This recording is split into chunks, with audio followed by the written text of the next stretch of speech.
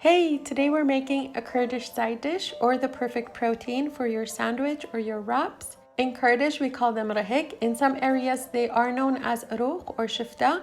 Simply put, these are the best meat patties in the world, and once you try them, you'll have no choice but to agree with me. Now let's get started with the ingredients we're going to need. I'm making a small batch today, so here I have about 250 grams of minced beef, 1 tomato, 1 medium-sized onion, and 1 bunch of parsley. For the seasoning, I have some cumin, sweet paprika, and cayenne pepper, and of course some salt and black pepper to taste. And depending on your choice of protein, you will need some flour to bind it all together, and the tomato paste is optional. If you have delicious tomatoes on your hands, you could skip this step, but I definitely need to intensify the tomato flavor on my end. For all the exact measurements and substitutions, check the description box. The next thing you want to do is to mix all your ingredients together. I like to finely chop my vegetables because that way they will blend into the meat much better and the patties won't fall apart when you go ahead and fry them. You can use a food processor to chop everything really finely if you want to. And as all of my other recipes, I do like to show you a basic version that is packed with flavor and then leave it up to you to adjust it to your liking. And as you can see, I have a lot of vegetables in my mixture. I think they taste better this way, so I always try to keep the meat to vegetable ratio to be 1:1. Mix everything together before you add your flour, and I don't know why I thought I could mix this all with a spatula. Your hand is your best friend.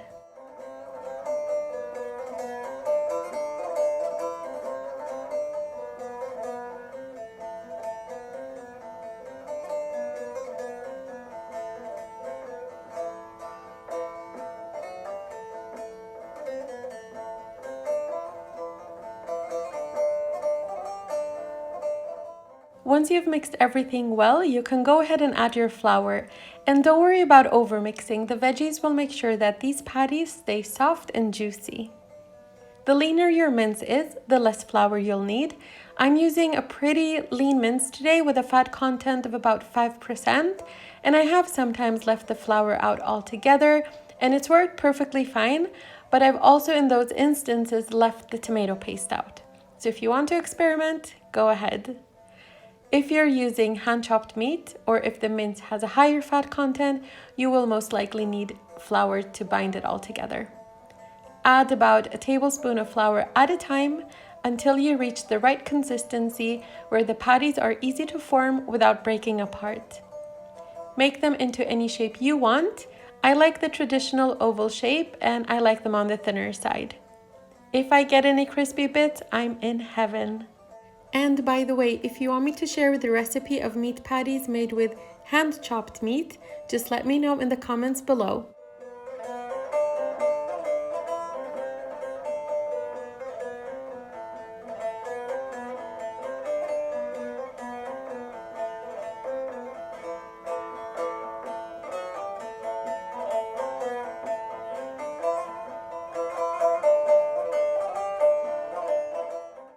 When your mixture is ready, you can go ahead and make the patties right away.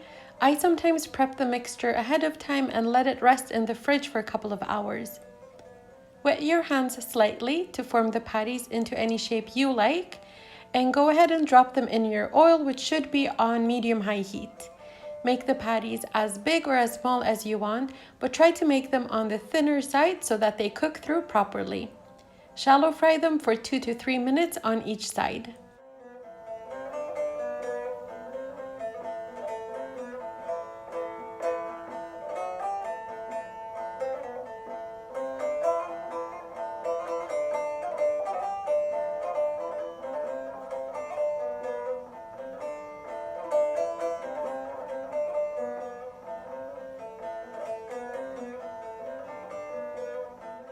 Let them fry properly on the first side when you first drop them in so that they don't break apart, and when you use hand-chopped onions, some of it will inevitably separate from the patties.